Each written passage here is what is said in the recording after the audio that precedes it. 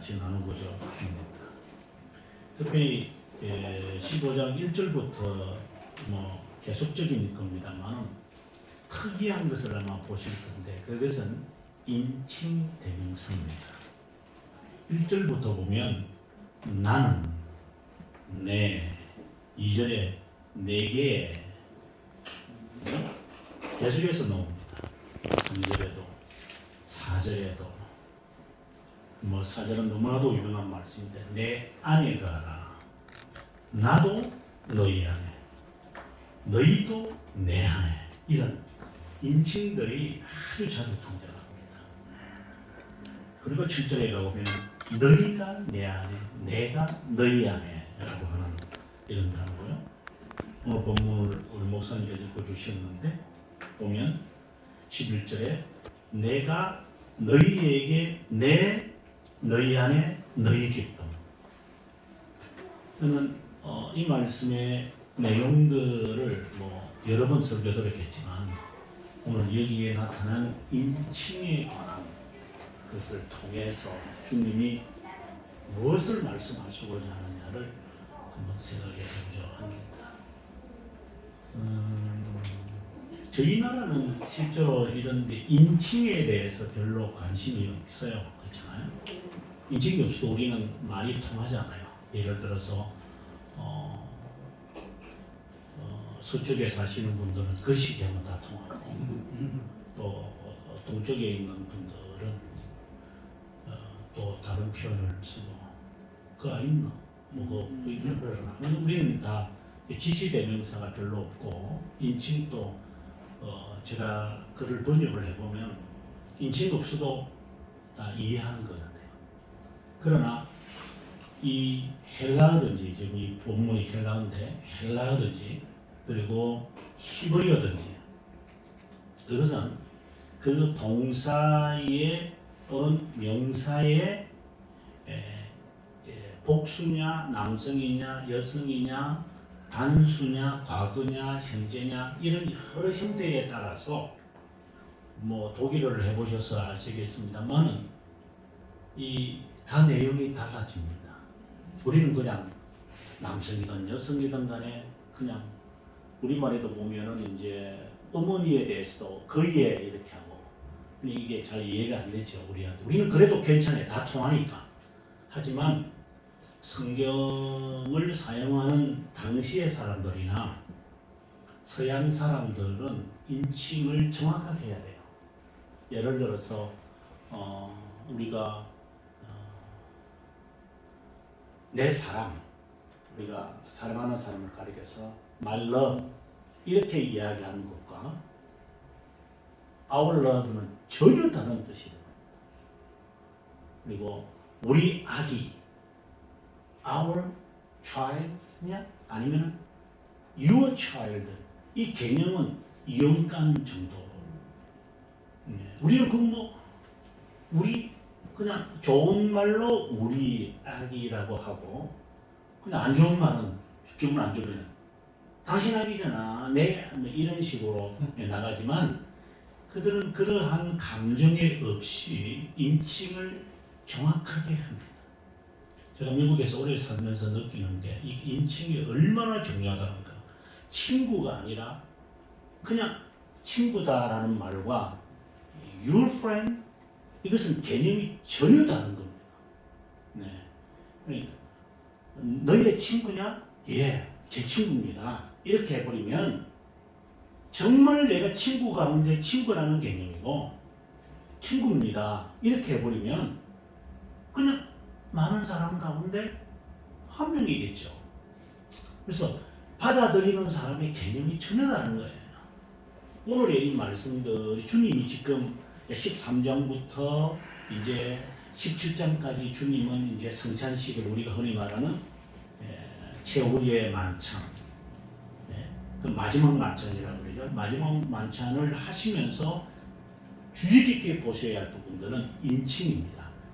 내가 너희에게, 너희가 나에게 라고 하는 인칭이 너무나도 많이 들어가요. 그래서 오늘의 본문에도 그런 개념을 갖고 오늘 본문으로 들어가야 오늘 본문을 통하여 주님이 우리들에게 뭐라고 말씀하시느냐를 우리가 조금 깨달을 수 있는 것 같아요. 그 1장 대교인문답 웨스트민스터 1장 10항에 가보면 1장이 이제 성경에 관한 이야기잖아요. 그다음 10항에 가보면 성경 구절은 그 성경 한 구절은 한 내용도 좋고 뭐 문장도 좋아요. 꼭 구절에 제한되지 않고 한 가지의 탕이란 뜻이 있다라고 되어 있어요. 그래서 설교하는 저지만 뭐 목사님도 마찬가지고 강무사님도 다 마찬가지겠지만 정말 하나님이 의도하신 그 탕이란 뜻 그것을 우리가 파악하는 게 쉽지 않아요. 실제로. 네. 어제 제가 11시에 일어나서 이제 오늘 두 번 설교를 다른 설교를 해야 되니까 한 번 설교하는 것도 제가 긴장이 되어가지고 되게 새벽 한두 시에 일어나서 끙끙끙끙 대고 여러분 좀 이상하게 들릴지 모르지만 설교 해보시는 분들은 알죠. 이 끙끙댑니다. 잘하려고 하는 게 아니라 뭐 제가 설교를 뭐 수천 편을 했는데 뭐 그걸 뭐 제가 그리고 교회에서 강의한다면 저는 책도 읽도 보지도 않습니다. 제 머릿속에 있는 거 그거 뭐 그냥 하면 되는 거죠. 근데 이것은 하나님의 말씀을 선포하는 것이다 보니까 이제 긴장이 되는 거죠. 과연 내가 오늘 파악한 이 내용이 하나님의 뜻인지 아니면은 다 지워가지고 다시 시작해야 되잖아요. 이제 그것이 이제 끙끙대는 거예요. 그냥 마치 그 약복강에 있는 그 야곱처럼. 그래서 앞서 우리가 전도사님 기도하신 것처럼 참된 말씀이 선포되어지고 또 참된 말씀으로 받아들이고 성례가 행해지는 곳에 참된 교회가 있는 것인데 올바로 전해지고 올바로 받아들여야 되는 거잖아요.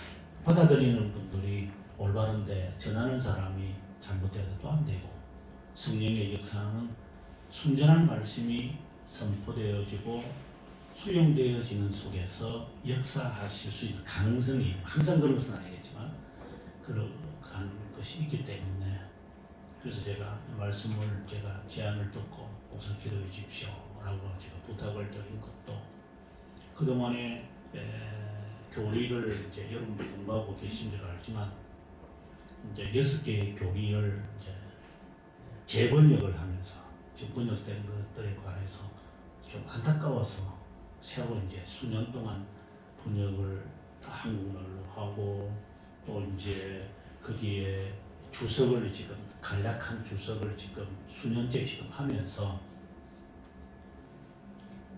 많은 것을 느꼈는데 그 중에 제게 이렇게 정확하게 마치 쓰나미처럼 확 저를 사로잡는 게 있었던 것이 뭐냐면 바로 인침이었어요. 인침. 그러면서 그 인침에 대해서 어떤 말씀을 내가 채택해야 될까라고 했을 때 이 말씀이 저에게 떠올랐기 때문에 이 말씀을 이제 전해드리려고 하는 거죠. 특히 그분의 기쁨과 내 기쁨 이랄 때 오늘의 이 말씀의 배경이 내용을 생각을 안 하면 어떻게 생각이 드냐면 우리 복음성가에도 있다시피 주님의 기쁨은 나의 힘 이제 이렇게 돼버리죠. 그래서 주님이 좋으시고 나도 기쁜 거죠. 이런 식으로 우리가 1차적으로 오해할 수가 있겠구나. 왜? 복음성가를 모르면 당연히 그렇게 조금이라도 알면 주님의 기쁨은 나의 힘 주님이 기뻐하시면 저도 기뻐요. 이런 식의 말씀으로 아마 이 제목을 오해할 수 있고 또 오늘의 그 주님께서 내 기쁨이 너희 안에 있어 인칭을 중요시 할 때 내 기쁨이 있는데 내 기쁨이 너희 안에 있으면은 너희의 기쁨이 이제 충만하게 되어진다라고 했으니 그렇게 오해할 수도 있겠죠. 어떤 배경이 없다면 이 말씀을 방금의 복음성가의 내용처럼 그래서 주님의 기쁨이 먼저고 그 다음에 뭐 주님이 내 기쁨을 충만하게 해주시겠지. 그래서 주님의 기쁨하고 내 기쁨이 조금 이렇게 종속적인 내 기쁨이 종속적이고 그래서 주님이 먼저 우선순위 하고 그러면 나중에 뭐 흔히 농담삼아 말할 수 있는 단어처럼 떡밥을 주시겠지. 예를 들어서 주님께 내가 영광을 돌리면 주님이 그래 너 참 마음에 든다. 그러니 내 기쁨 너한테 하나 줄게. 좀 먹어라. 마치 강아지 먹이시는 식으로 이렇게 툭 집어 던지는 그런 개념일 거야. 그런 개념이 아니라고 하는 거죠. 네. 주님은 지금 이제 제자들과의 마지막 시간을 지금 이제 하고 계시는데 그렇게 조건적으로 내 기쁨을 너희 안에 주면 너희가 기뻐하는 것이 완전하게 될 것이다. 이거 충만을 완전이라는 말로도 바꿀 수 있으니까 그 완전하게 될 거다. 이런 말씀인가? 이 말씀을 하시기 위해서 나는 포도나무고 너희는 가지고 내 안에 있고 그래서 너희들이 많은 열매를 맺을 거다. 그러니까 내 안에만 있어봐. 너희가 지금까지 기도 안 했는데 한번 기도해봐라. 그러면 너희 하는 기도를 내가 다 이루어 주겠다. 이런 제 배경이 나오다 보니까 오늘 이 본문의 말씀이 그렇게 오해할 수가 있지만 하지만 12절에 가보게 되어지면 이 내용을 마치 뒤집는 식으로 내가 너희를 사랑하는 것 같이 너희도 서로 사랑하는 이것이다. 그럼 이 말씀을 하시기 전에 10절에 내가 아버지의 계명을 지켜 그 사랑 안에 거하는 것 같이 너희도 내 계명을 지키면 내 사랑 안에 거하리라. 그러니까 이 10절과 12절의 말씀 사이에 11절을 집어넣어 버린 거예요.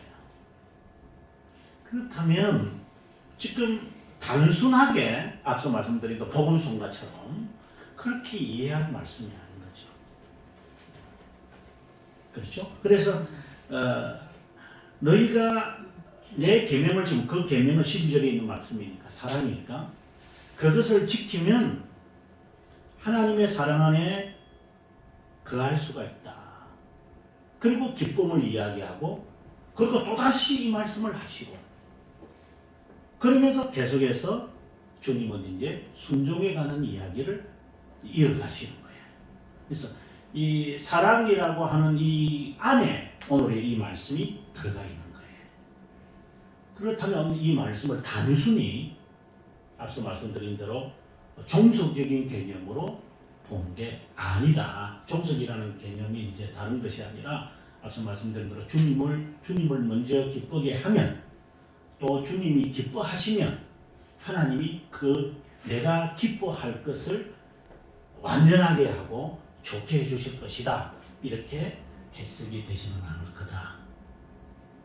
그러면서 이 말씀을 깨닫기 위해서 주님이 제자들에게 마지막으로 떠나시면서 말씀을 하시게 될 때 어떤 의미로 말했고 그 말씀의 의도를 우리가 파악하는 것이 정말 중요할 거다.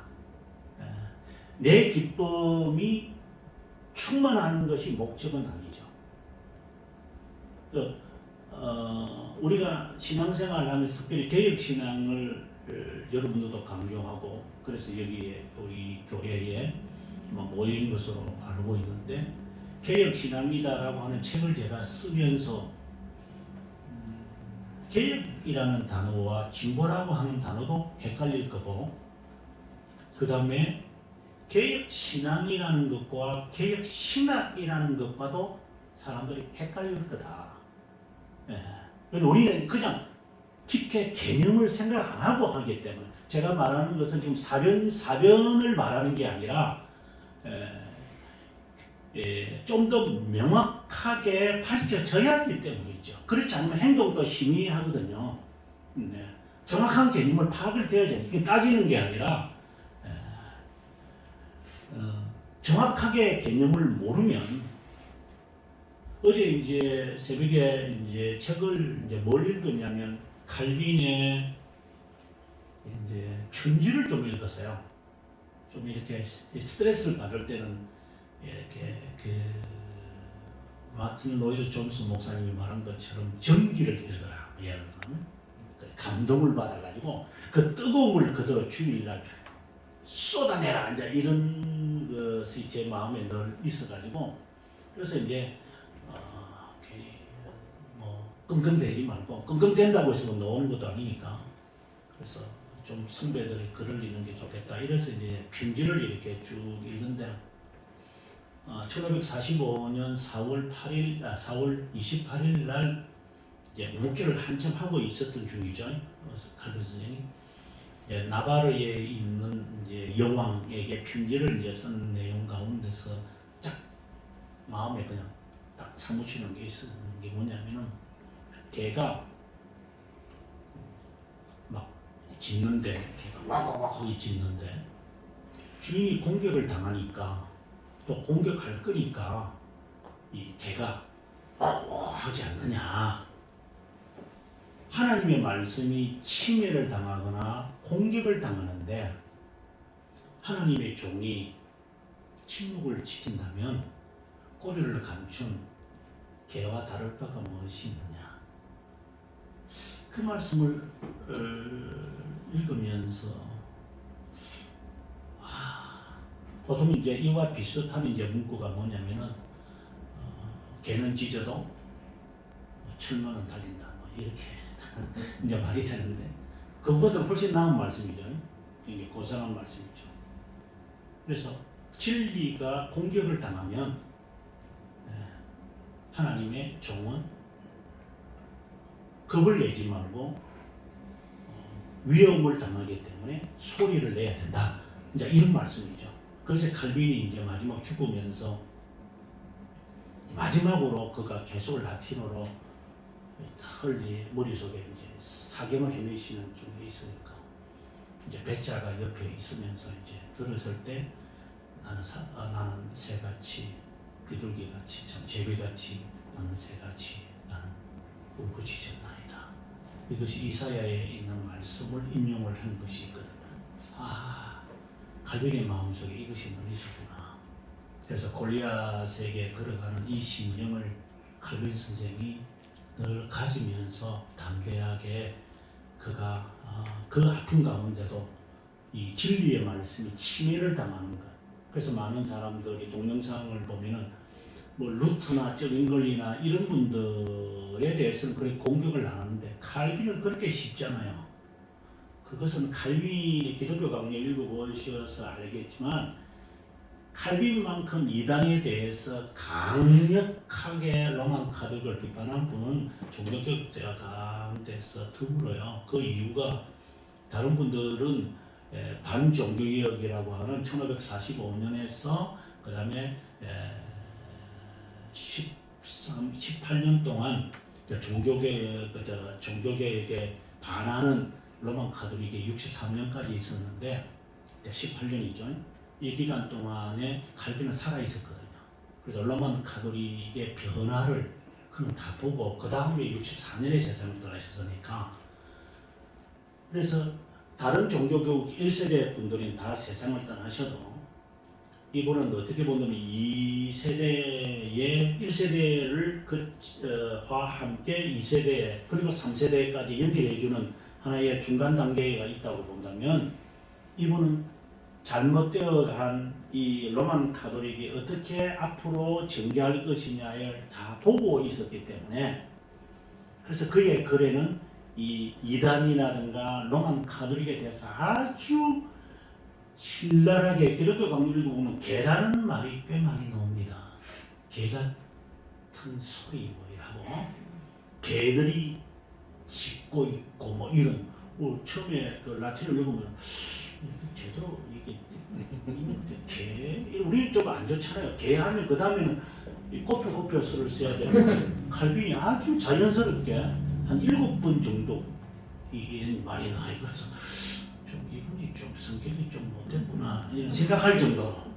근데 그가 말씀에 대한 이 강한 열정이 원숭이라는 단어도 꽤 많이 나오거든요. 원숭이 흉내에 막 낸다고 개 막 이런 거 뭐 앞서 말씀드린 대로 그 읽기에 그 내용에서 칼빈 선생이 충분히 이해가 되겠다.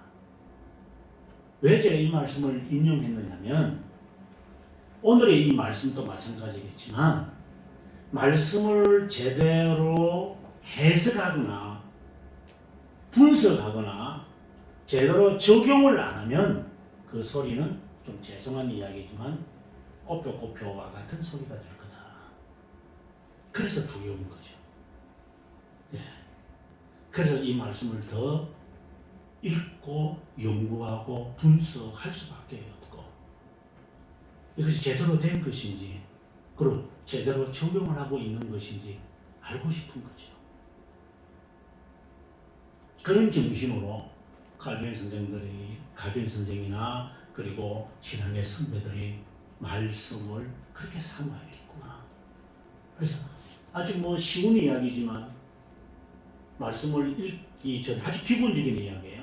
말씀을 읽기 전에 하나님 오늘 이 말씀이 깨달아지면 좋겠습니다. 오늘 기대합니다. 네. 아마 여러분들이 심정이 그런지 저는 모르겠지만 하나님 오늘 이 말씀이 기대가 됩니다. 마치 사랑하는 사람을 만나서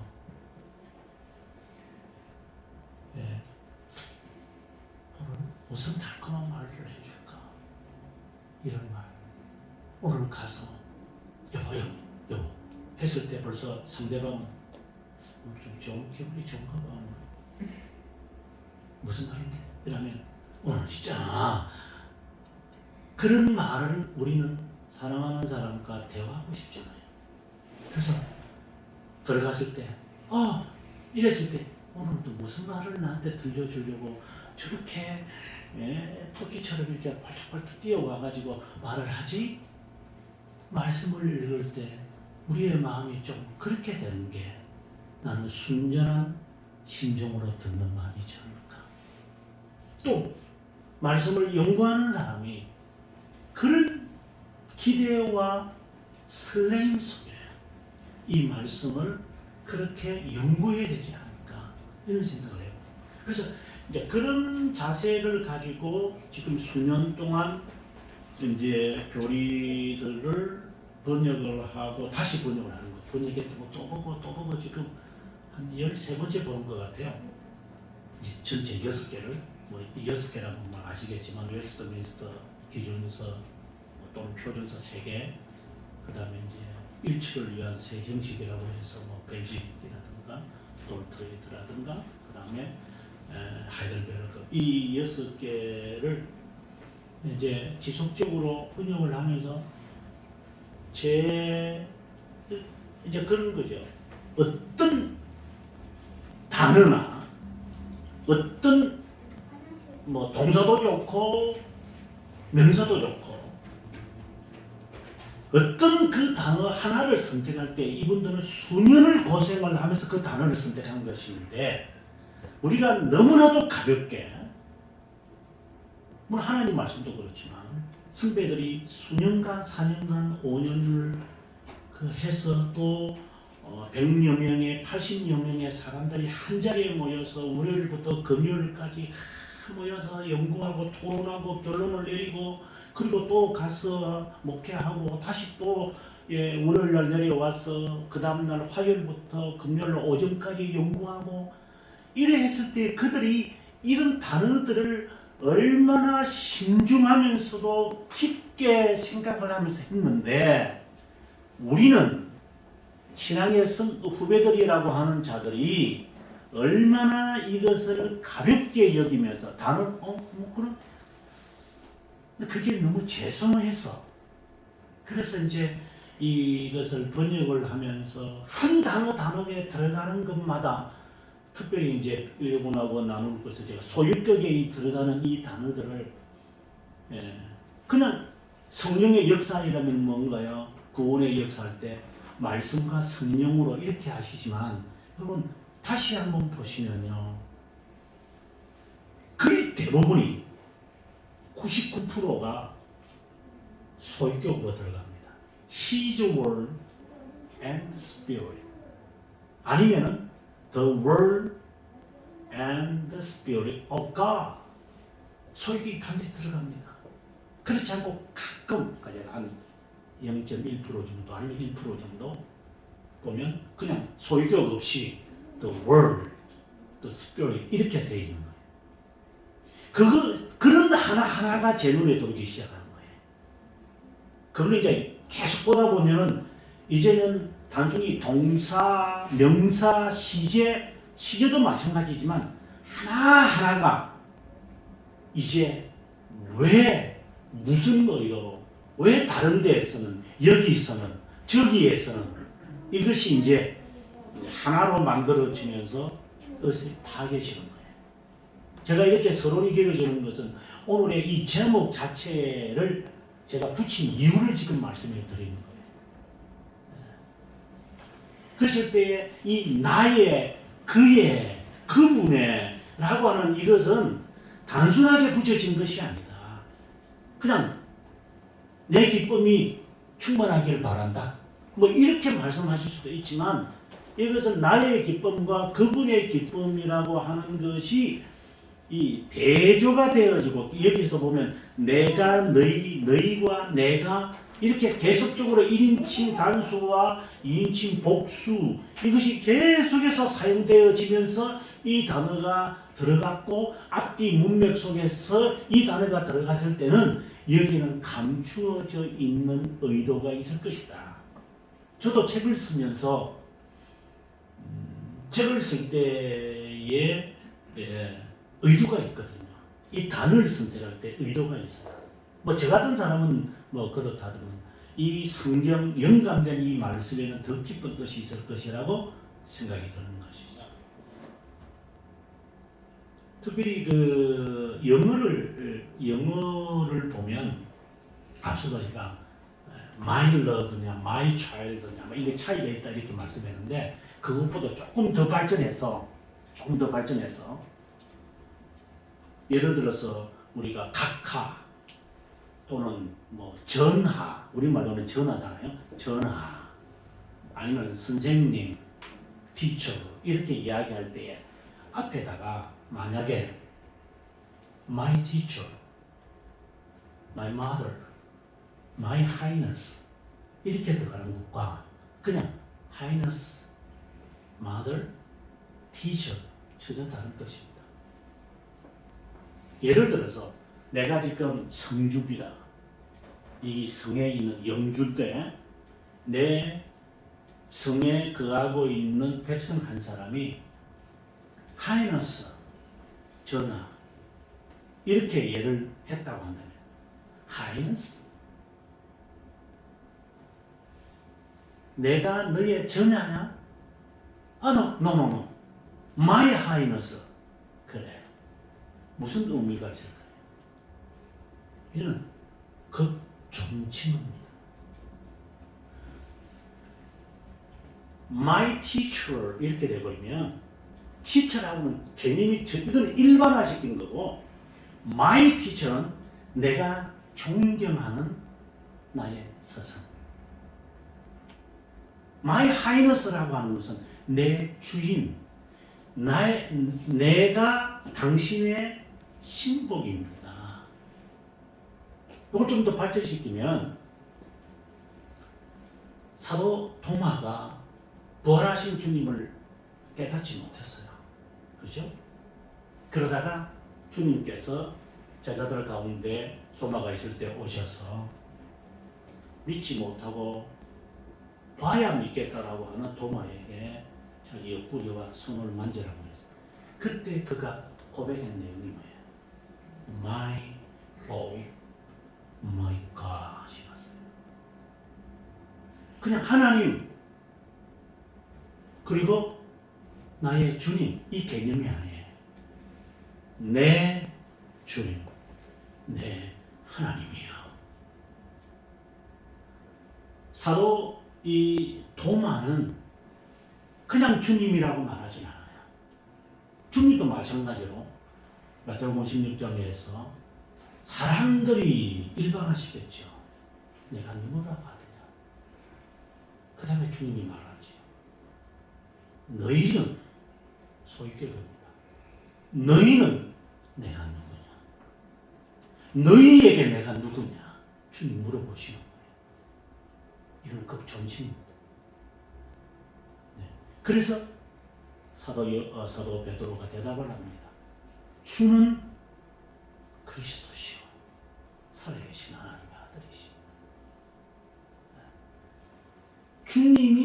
주님은 나의 그리스도이십니다. 나의 중보자이십니다. 이 개념. 그래서 이 소유격에 들어갔을 때는 개념이 달라집니다. 지금 주님께서 내 기쁨이 너희에게 있어 너희의 기쁨이 충만하게 되리라 이렇게 말씀하실 때는 단순한 개념이 아닙니다.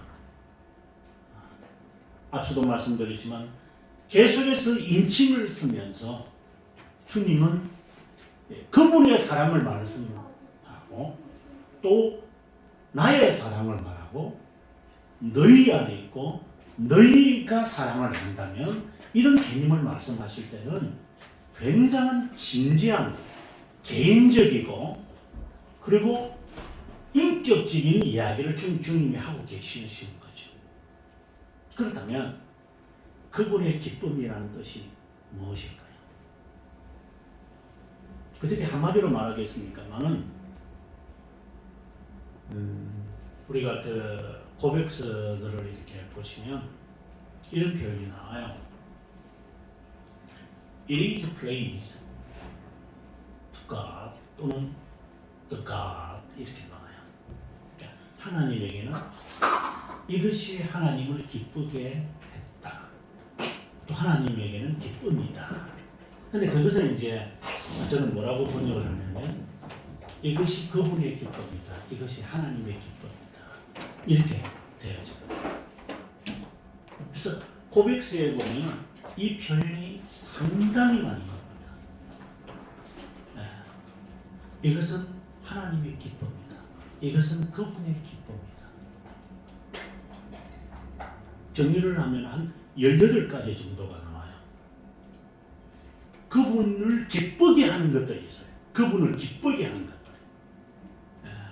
제가 뭐 17개를 다 제가 다 암기를 못하지만은 가장 기본적인 게 하나님의 선택이 영원전의 하나님의 선택이 그분에게는 기쁨이었어요. 그 다음에 창조도 하나님의 창조하심을 성경에도 있잖아요. 1장에 보면 주님이 기뻐하셨다라고 했어요. 그렇죠? 하나님이 기뻐하셨다라고 하는데 타락으로 인해서 타락을 해서 이제 그들이 죄를 범한 유기된 자를 향하여 보시는 것도 주님이 기뻐하시는 거예요. 심판도 마찬가지예요. 기도도 마찬가지예요. 네. 뭐 우리가 회개하는 것도 그죠. 모든 측면이 다 하나님의 기쁨이에요. 이게. 그럼 그 의미는 단순하게 하나님의 기쁨이 뭐지? 이렇게 말을 못한다는 거예요. 주님은 고백서에서는 이제 주님이 기뻐하시는 것을 다양하게 17가지로 이렇게 표현을 하고 있는데 이것을 하나로 탁 뭉쳐서 액기스로 만들어 버리면 그분의 기쁨이란 뭘까? 칼빈의 그 기독교 동력 3권 22장 1항에 보면 22장이 여러분 잘 아다시피 이제 예정론 이제 이야기하시는 건데 예정론 물론 예정이라는 단어는 이제 앞에서 이번 1장에서 시작을 하지만 예정을 이제 뭐 선택과 함께 정확하게 개념 설정하는 게 22장부터 시작을 해요. 그래서 22장, 23장, 24장이 예정의 선택과 유교에 대한 이야기가 나오는데 그러다가 23장에 가보면 3권 23장이죠. 23장 1항에 가보면 칼빈이 이런 말을 해요. 하나님이 우리를 선택하신 것을 성경 안에서 답을 찾아내는데 하나님 우리를 선택하신 목적이 뭘까? 이유가 뭘까? 이렇게 질문을 던져요. 그러면서 그 답을 어디서 찾아내느냐면 에베소서 1장에 찾아요. 우리 한번 볼까요? 에베소서 1장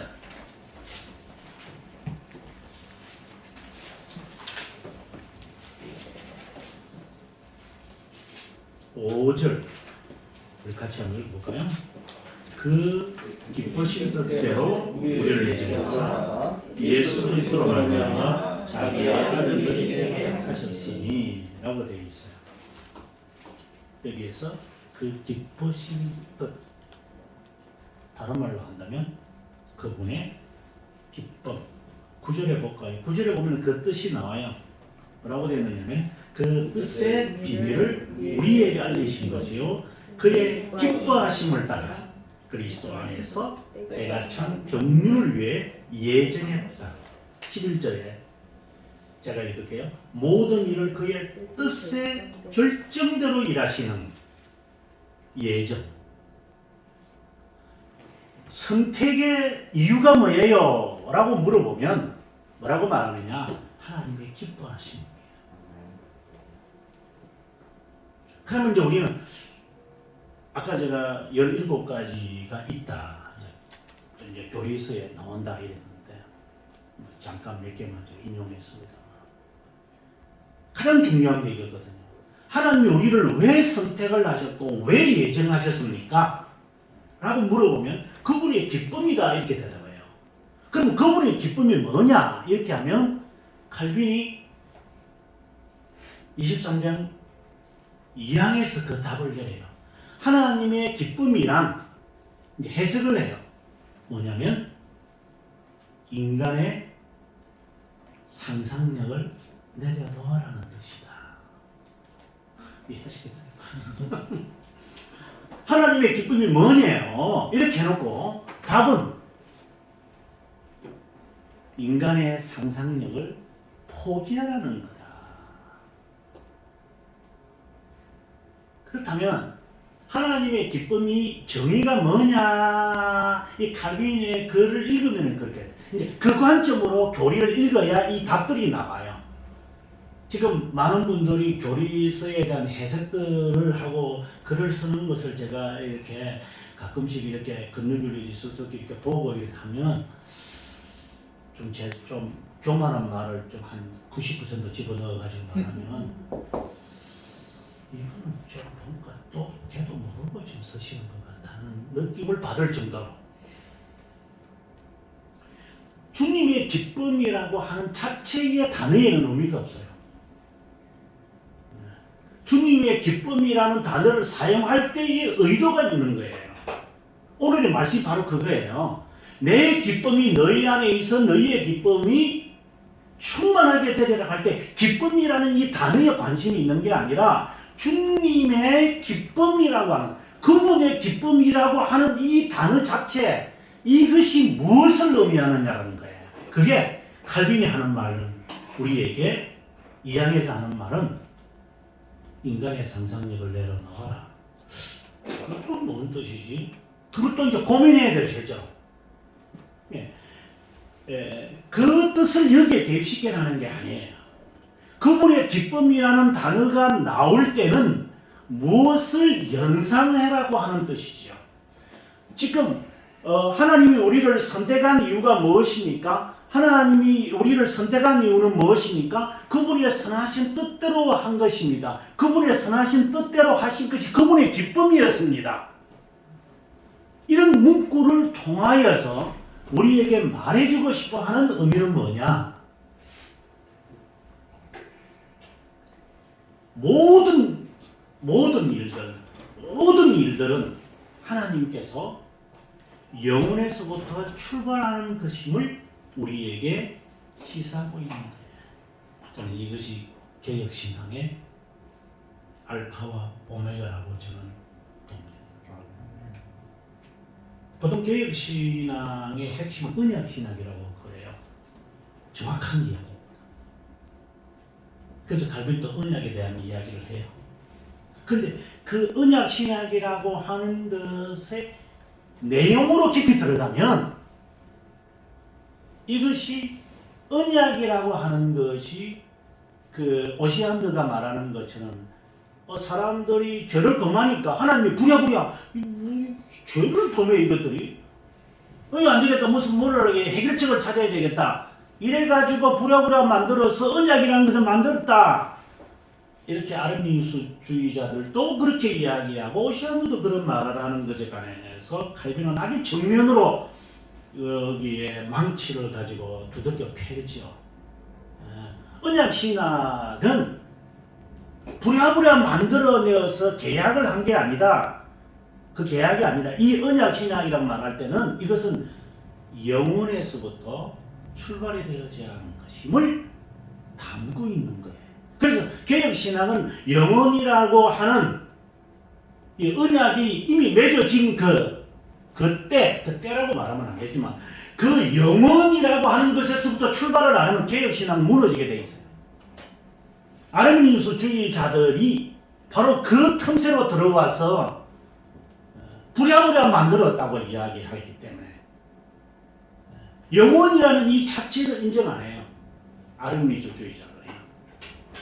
여러분 우리나라의 많은 분들의 이야기를 예정이라고 하는 이 단어를 사용을 하시는데 예정은 시간으로 알고 있는데 그것은 100% 거짓말입니다.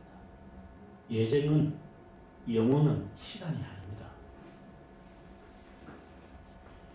언약신학이라는 것에 대한 이 신앙 선배들이 뭐 칼빈이나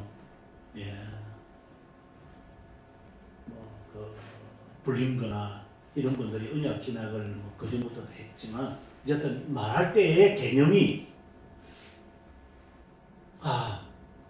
그래 사람이 죄를 행위 언약을 어겼으니까 하나님께서 이제 구원의 길을 마련하시려고 언약을 그래서 원시복음이 있고 그래, 이는 거야 뭐 이런 식으로 그래서 그 시작되어진 거야. 하나님이 얼마나 우리를 사랑하셔 이렇게 이야기되어지면 그건 아르미니우스주의자죠.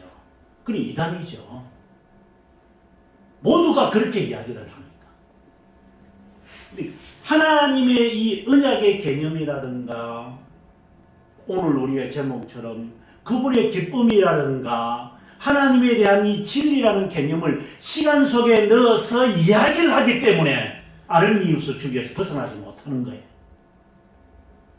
개혁신학을 하는 사람이라도 하나님의 이 진리를 시간 속에서 이루어지고 있다고 해서 영혼이라고 단어를 쓰지만 그 영혼이라는 그 단어 자체도 시간인 줄 알아요. 칼빈은 실제로 그것을 완전히 뭉개버리고 말아요. 그래서 하나님이 우리를 예정하신 이유가 뭐죠? 하나님의 기쁨, 선한 기쁨입니다. 그럼 그 뜻은 뭐죠? 인간의 상상력을 내려놓아라 라는 뜻입니다. 시간의 개념을 아니라고 하는 말을 하고 싶은 거예요. 그게. 그럼 시간이 아니면 뭐예요? 영혼이거든요. 하나님의 이 진리와 하나님의 이 말씀을 적어도 신앙을 가진 사람들이 하나님에 대해서 알고 싶어하고 그분의 뜻대로 살고 싶어하는 이 열망을 갖고 있다면 출발을 어디에서 해야 되느냐? 영혼이라는 입장에서 진리를 볼 수 있는 눈이 떠여져야 돼요.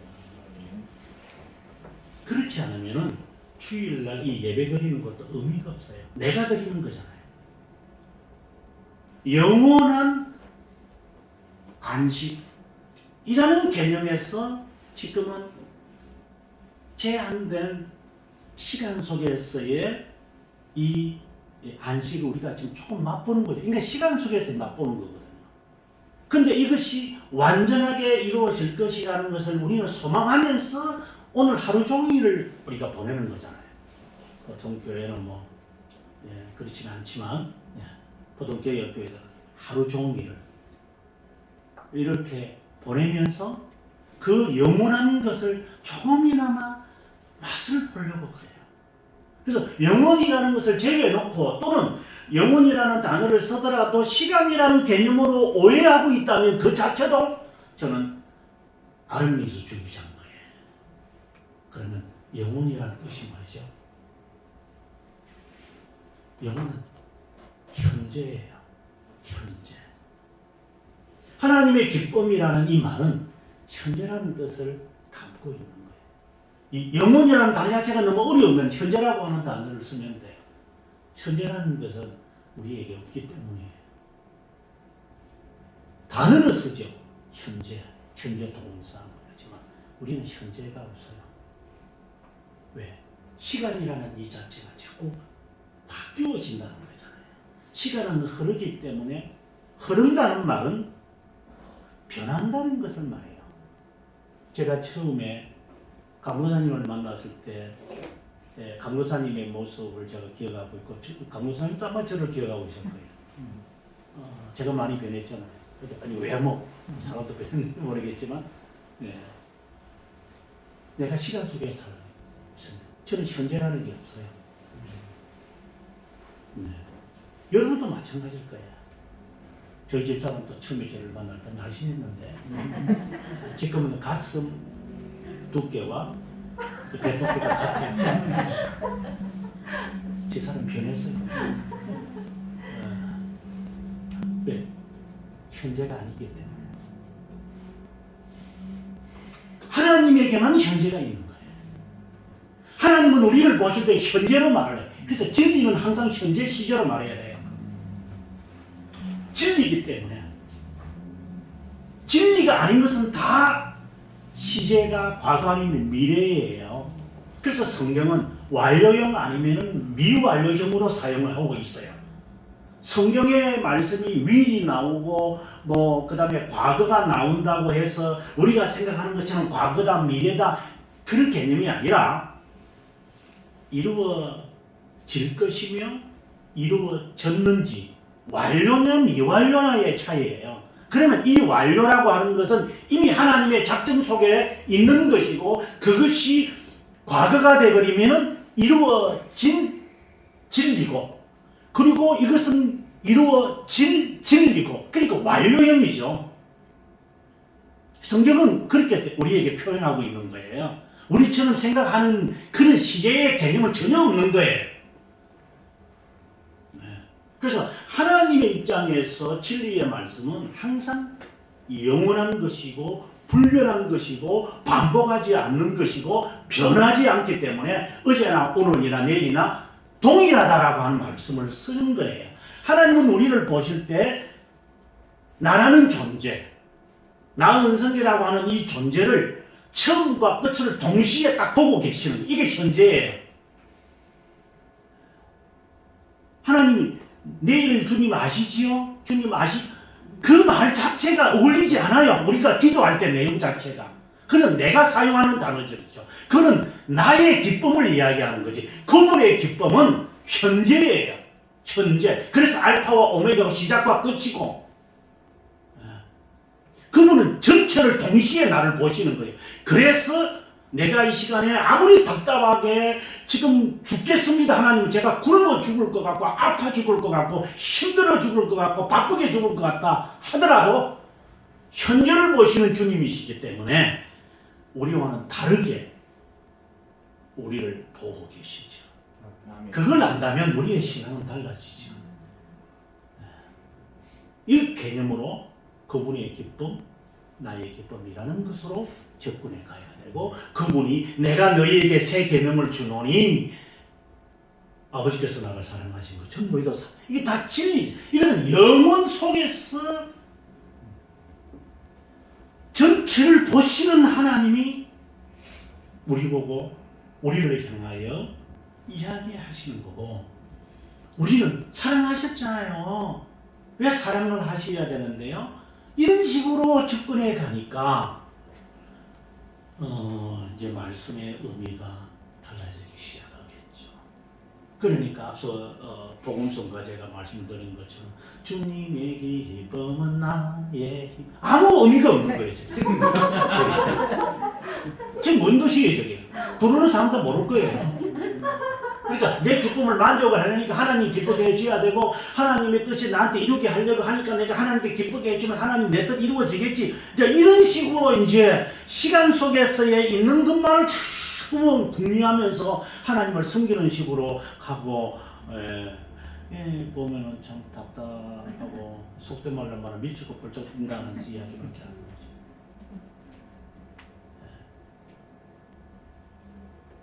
내 기쁨이 너희 안에 있어 너희의 기쁨이 충만하리라.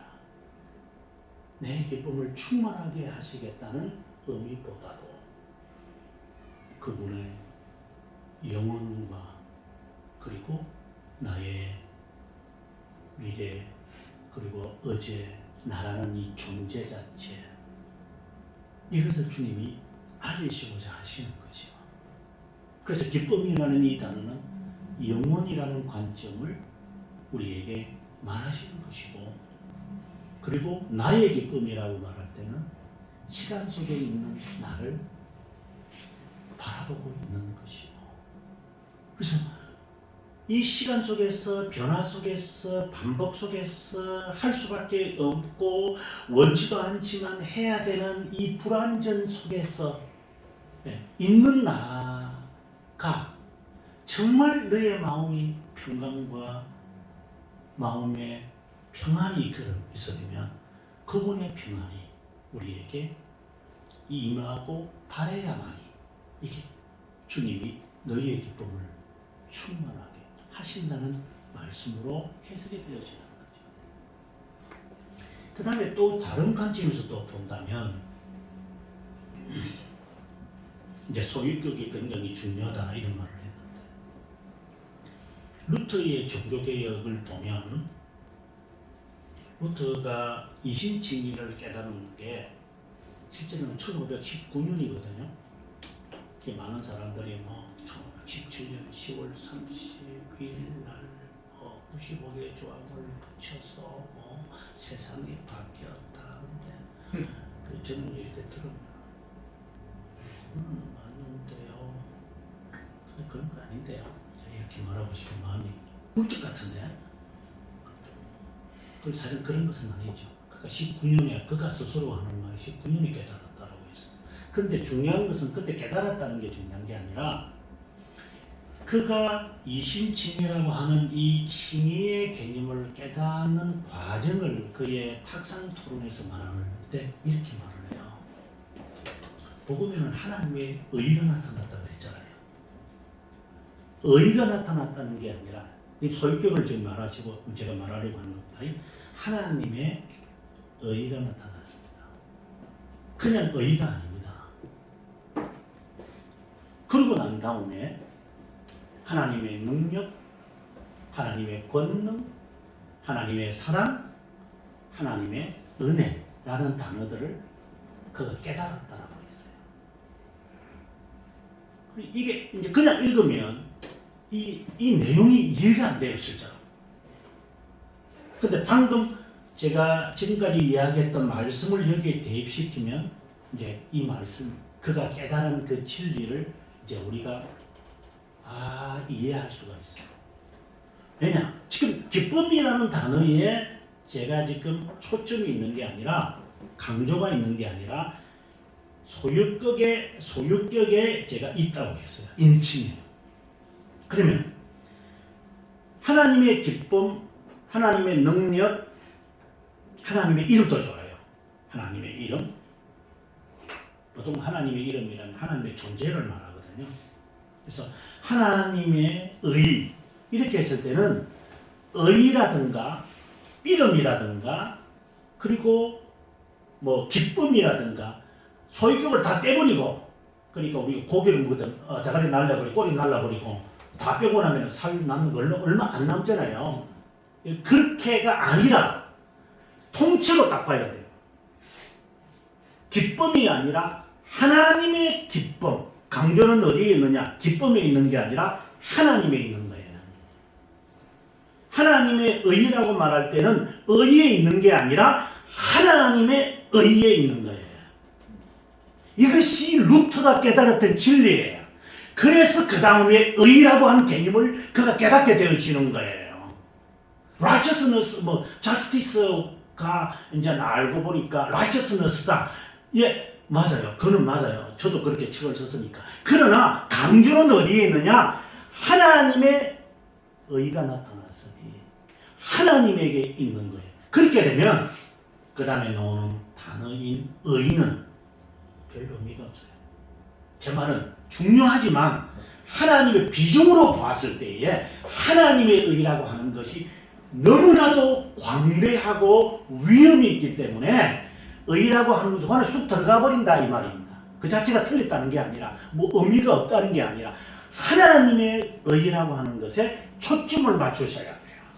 그러되면 하나님의 의라고 되어지면 이 개념은 의에서 떠나서 의라고 하는 그 단순한 단어에 떠나서 하나님의 의가 되면 뜻은 완전히 달라져 버리는 거죠. 그래서 믿음으로 어렵다 이름을 받는 거구나. 이게 하나님의 의구나. 이제 이렇게 되는 거예요.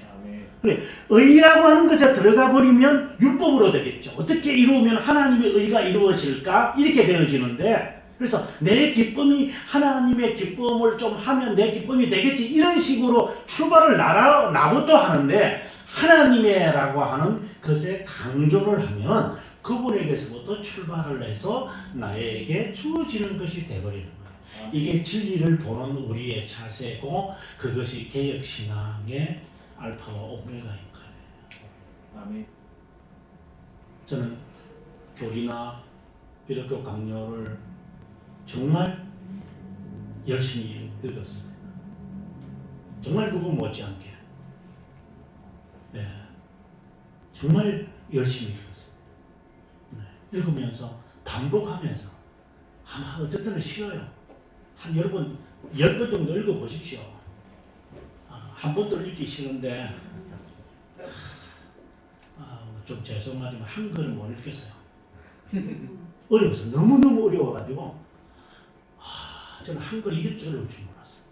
그래서 한글은 아예 그들도 보지도 않았고 근데 반복하면서 읽을 때에 보이지 않은 것이 점점 보이기 시작해요.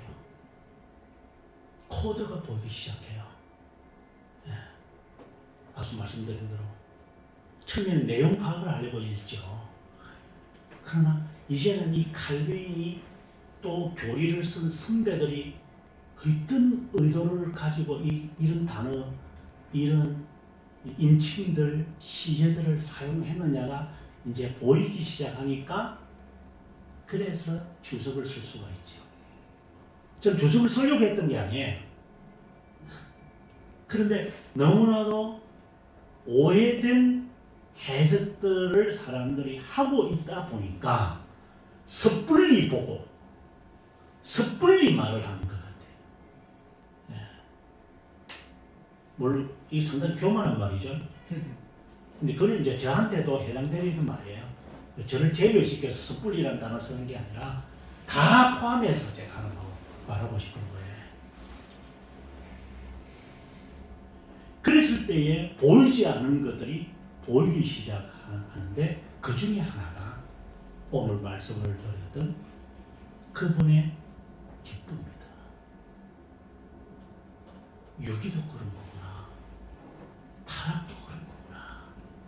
세례도 그런 거구나. 창조도 그런 거구나. 회개도 그런 거구나. 그리고 중생도 그런 거구나.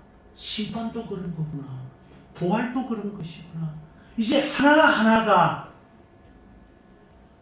이제 머릿속에 들어와서 자리를 잡는 거죠. 그때 어느 날 이 말씀을 읽다가 당신의 기쁨이 나의 기쁨입니다. 이 말의 의미를 이제 조금 깨닫게 되는 거죠. 주님 이제 알겠습니다. 그래서 기쁩니다, 하나님. 네. 이것이 주님이 말씀하시고자 싶어 하던 것이군요. 그래서 하나님의 나라는 내가 왔던 곳이었군요. 내가 가야 할 곳이 아니라 돌아가야 할 고향이군요. 비로소 얻은 하나님의 나라가 아니라 되찾은 것이었군요. 하나님의 자녀가 된 게 아니라 하나님의 자녀라는 사실을 이제야 깨닫게 되었습니다. 주님 얼마나 기다리셨습니까? 이건 우리의 표현이죠. 그래서 주님이 상그 가운데 아버지가 탄자를 기다릴 수 있으시구나. 왜? 돌아올 아이이십니다. 나에게 돌아올 것 다 주십시오. 그거 다 소용없다고. 다 방탕하며 다 섞은 그리고 죽었던 아이가 돌아온 거니까 우리의 개념으로서는 이해가 안 되죠. 그러나 영혼이라는 개념에서 하나님의 입장에서 아버지의 입장에서 이 말씀을 보면 이해가 되는 것이죠. 어차피 돌아올 나이인데 이미 선택된 자입니다. 그 수가 돌아오기까지 주님이 얼마나 우리의 입장에서부터 기다리실까. 주님은 하루가 천년이고 천년이 하루가 지분인데 그것을 이해하면서 돌아가야 할 곳이 그것이군요. 이제야 알겠습니다. 그래서 그 말씀의 관점에서 말씀들을 이제 읽기 시작하면 하나님 왜 견디라고 하신 것도 알겠습니다. 왜 하나님의 입장에서 볼 때 잠시 잠깐이라고 말씀하시는지 내가 조금 후에 내가 다시 오마 제자들은 이해가 안 된 거예요. 그러나 주님이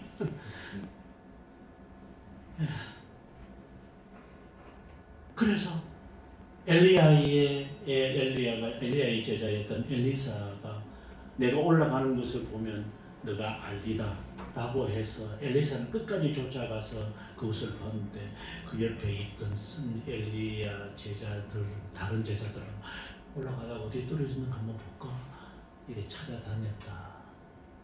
이 개념 자체가 다른 거예요.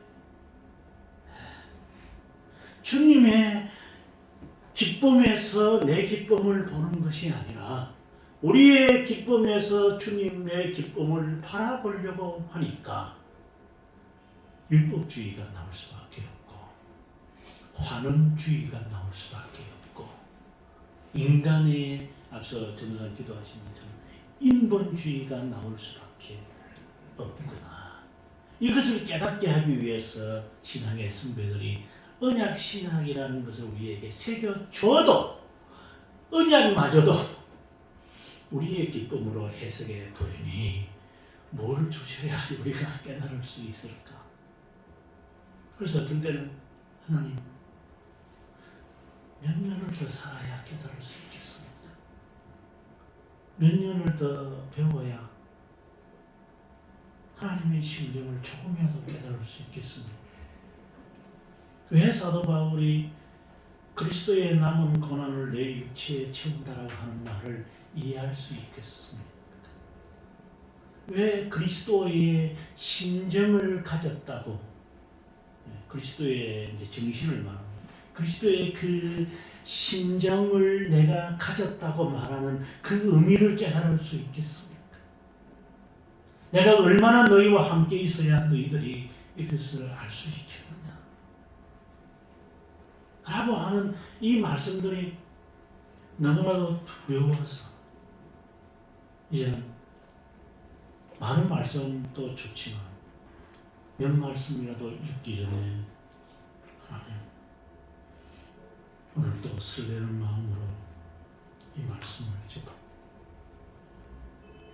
당신의 그 영원한 그 뜻, 당일한 그 뜻, 불변한 그 뜻, 이 말씀을 새겨주실 때에 그들에게 알려주시고자 하셨던 것 얼마나 중지기도하면서 읽어야 할까. 지난주 금요일 날이나 며칠 전이지만 이제 그래서 CGN에서 그 기독교 강의해달라고 해요. 그래서 CGN이 갱신했구나 하는 생각을 제가 해봤는데 뭐 실제로 뭐 기독교 강요 강의한 뭐 기독교 방송이 하나도 없으니까 예. 그나마 CG는 감사하죠. 네. 뭐 기독교 강요 강의하면 지금도 아마 참조할 것 같아서 그래서 아마 강의 시작 못하겠죠. 그래서 이제 PD가 이제 한 두 번째 와서 이제 이런저런 이야기 처음에는 저보고 3주라는데 3주라는 게 한 주에 15분을 강의하는 거거든요. 1시간은 강의를 보통 1시간 수업을 15분으로 잡잖아요. 동영상에서 TV에서 동영상에서 강의할 때. 그래서 3주 해달래요. 그러니까 45분에 이 1500페이지를 다 해달라는 거죠. 저는 할 수 있다고 그랬어요. 저에게 5분을 줘도 내가 할 수 있다. 그런데 나는 할 수 있는데 5분을 해달라? 3분을 해달라는 것은 조금 가당찮을 것 같아. 알고 지금 그 말하면 나는 이해가 돼. 5분 만에 해줄 수 있으니까. 그런데 모르고 한 3번 정도 하면 안 되시겠어요? 이렇게 말은 좀 생각해 보면 좋겠다. 그러고 난 다음에 한 달 뒤에 좀 생각을 한 것 같아요. 그래서 그 다음에 와서 하는 말에 이제 좀 보니까요, 이게 3주에 안 되겠네요. 그래서 이게 빵새도 아니고 일반 책하고 어떻게 비교를 하느냐고. 어떻게 다른 책하고 이렇게 그냥 걸쩍걸쩍 그냥 말이야 한 1, 2년 만에 생각을 좀 했다가 빵새 쓰자 이렇게 가지고 하는 것처럼 이 칼빈의 이 기독교 강요를 그렇게 한 것이 아님을 이제 아시는 것 같아요. 그러면서 이제 한 10주 해주세요.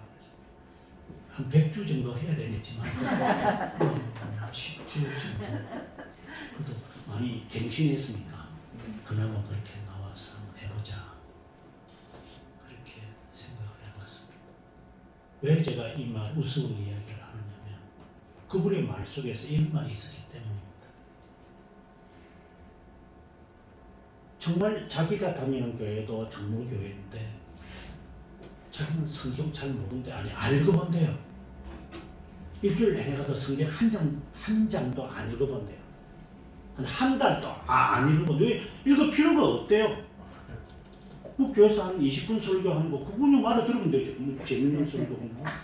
좋네. 할렐루야. 찬송 몇 장 뭐 됐다. 한 3천 부르고 설교 예배 시간 뭐 이렇게 하다가 한 10분 20분 정도 설교하고 마치는 거 성경 안 읽어도 돼. 우리 성경 다 설교도 안 할 거니까 이거 무거운 게 왜 들고 다니는 필요도 없죠 이거. 그러니까 문자로 구청에서 와가지고 성경 갖고 교회 가지 마시고요. 이따위 소리를 우리한테 하죠. 얼마나 기독교인들이 성경 필요 없이 신앙생활을 하니까 이 안 믿는 자들도 성경 갖고 교회 가지 마시고요. 이게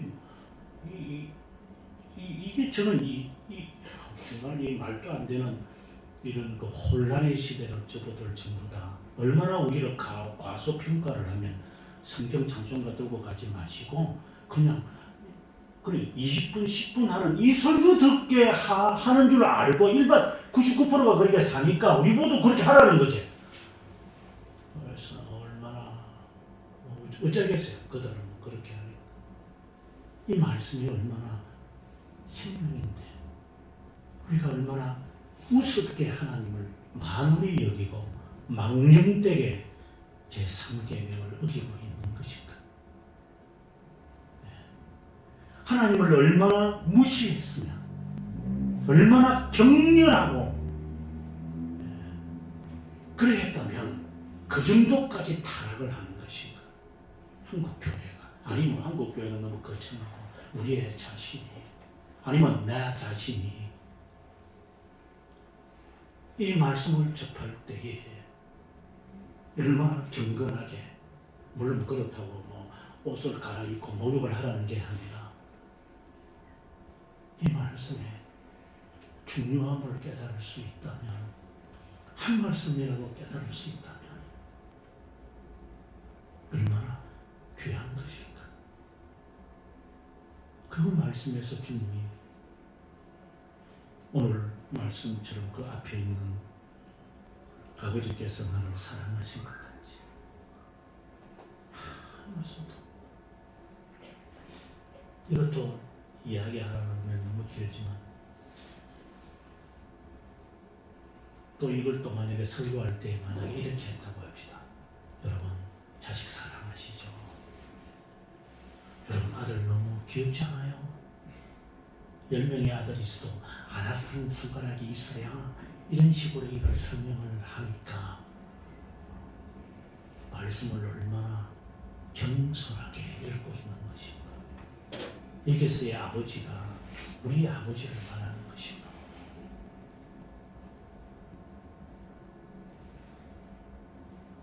아버지께서 나를 사랑한 것 같이 영원인 거죠. 인간의 다로로서 상상할 수 없는 이 사랑. 그 사랑이 사상 9절 요한일서에서 그리스도를 십자가에 못 박게 했다고.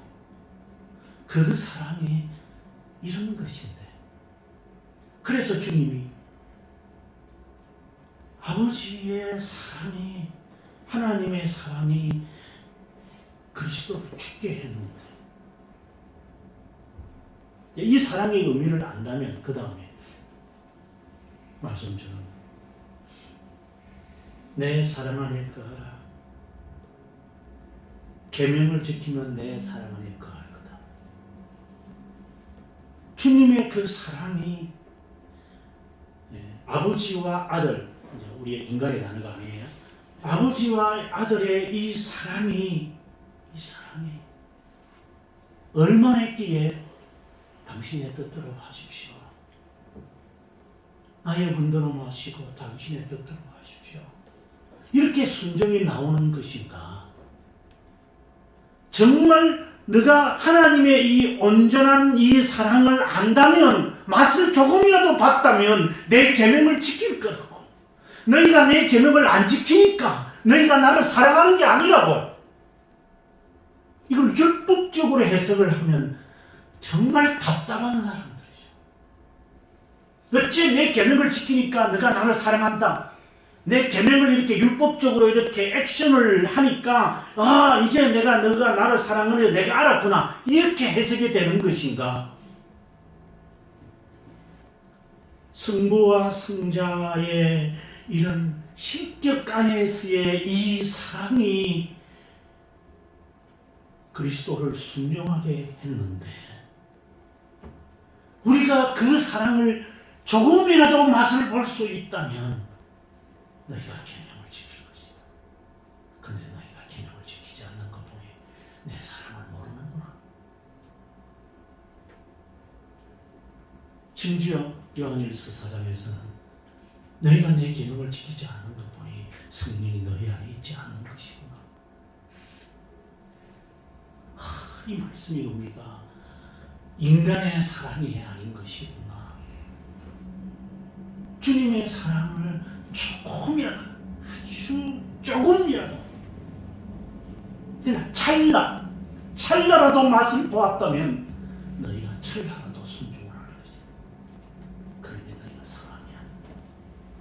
하나님, 주님의 사랑을 맛을 보려면 당신이 순종하신 것처럼 우리도 삶에서 순종을 해야 할 텐데, 순종 없는 신앙생활을 하고 있으니 주님의 그 사랑의 깊이와 높이와 길이를 우리가 어떻게 깨달을 수 있겠습니까?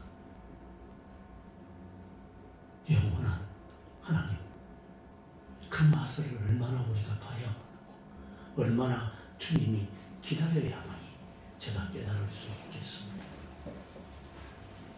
왜 우리는 여전히 시기와 질투 속에서 주님의 사랑을 깨닫지 못하는 것이? 언제든지 내려놓을 수 있지 않을까?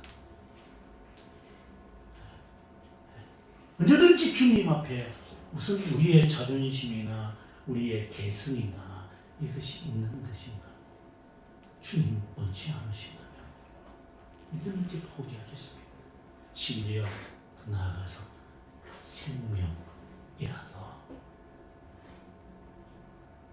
주님이 아니라면 할 수 있다라고 말할 수 있는 것은 영혼을 사모하기 때문에. 그것이 없다면 내가 잠을 자고 눈을 뜨는 순간 심판대 앞이겠죠.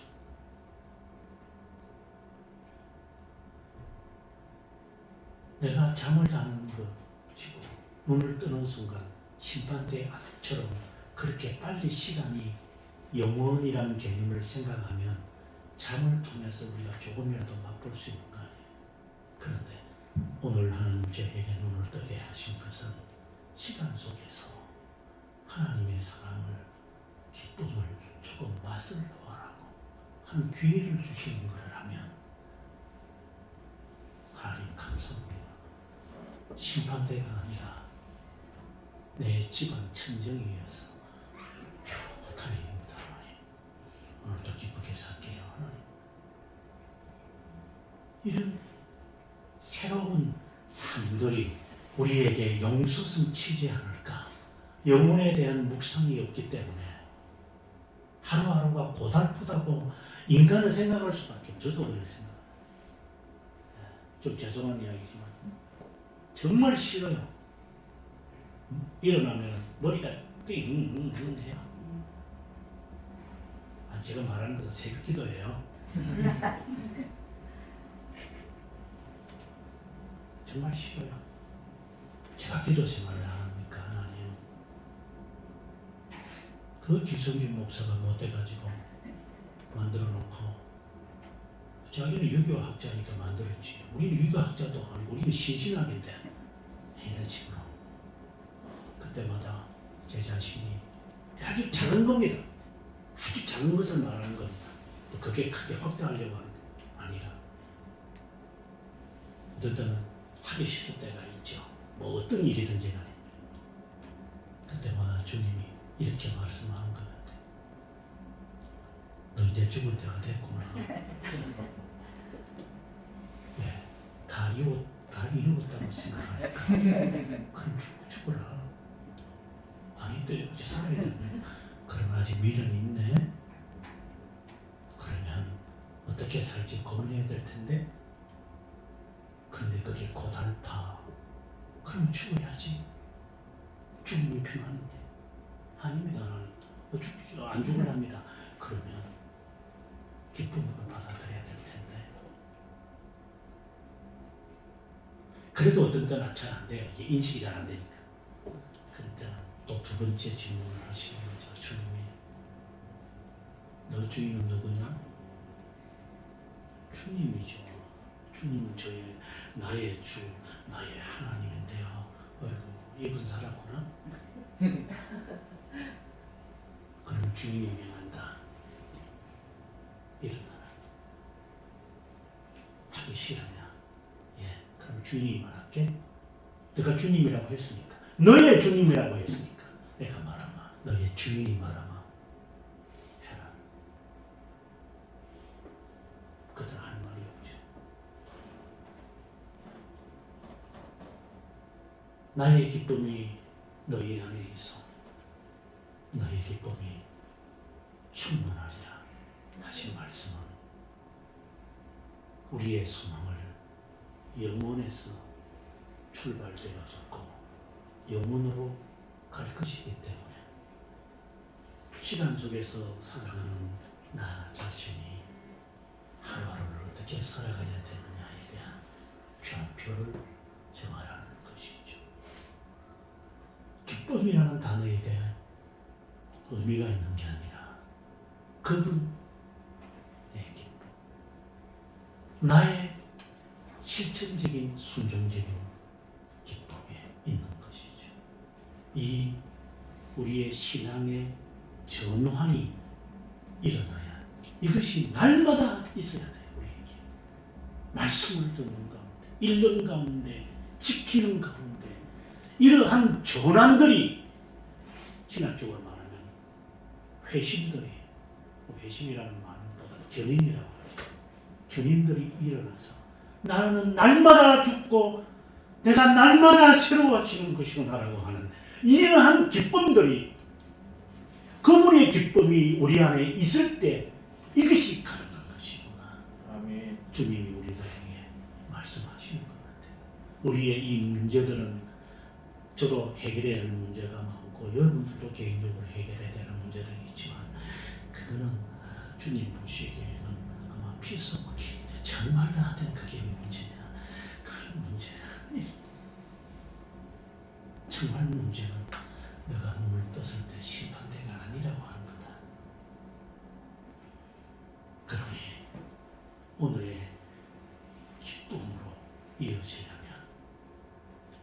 그분의 기쁨으로 그분을 알아가고 그분에 대한 것, 그분에 대한 지식, 그분에 대해서 오늘도 들려주시오. 그래서 우리 복음 성가에 보면 그분에 대하여 들려주시오 있잖아요. 그분에 대한 오늘도 그분에 대하여 들려주세요. 우리의 말씀이 그게 핵심이에요. 개혁신앙은 그것에 핵심이 있는 것이기 때문에 오늘 오전에 저희 교회에서 설교하면서 제목이 솔리데오 글로리아였어요. 솔리데오 글로리아. 많은 사람들이 솔리데오 글로리아라고 하는 단어를 쓰는데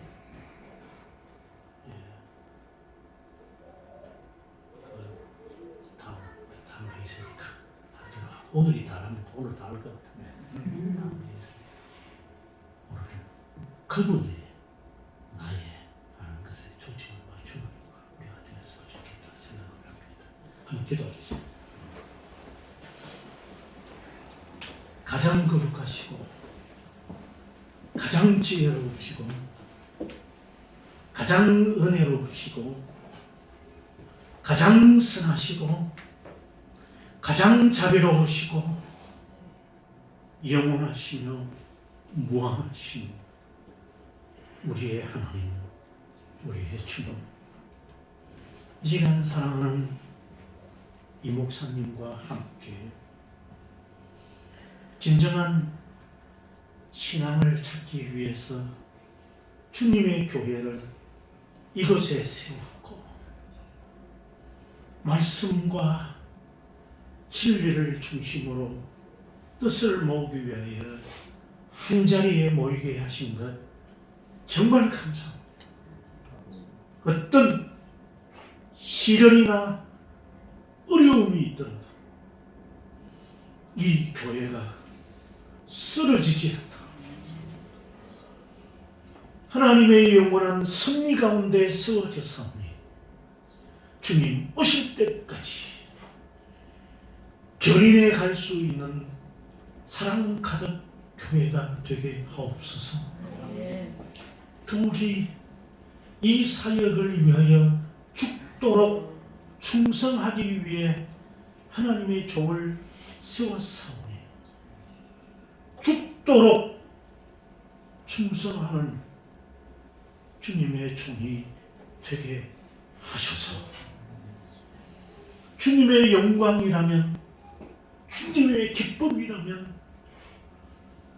주님의 은혜라면 나의 어떤 것도 내려놓고 희생하고 십자가의 못을 박을 수 있는 귀하고 순전한 욥과 같은 인물이 되게 하옵소서. 그리고 여기에서 선포되어지는 이 말씀이 순전하게 하시고 순전하게 듣게 하시고 그리하여 성령의 역사가 우리의 삶에서 일어나서 요셉을 바라보고 포티발의 변화가 일어난 것처럼 우리의 착한 행실을 보고 아버지 하나님께 영광이 되어지도록 은혜를 베풀어 주실 것을 소망하고 믿사오며 지금도 여전히 일하고 계시는 우리 주, 우리 구주 예수님의 이름으로 기도드리옵나이다. 아멘.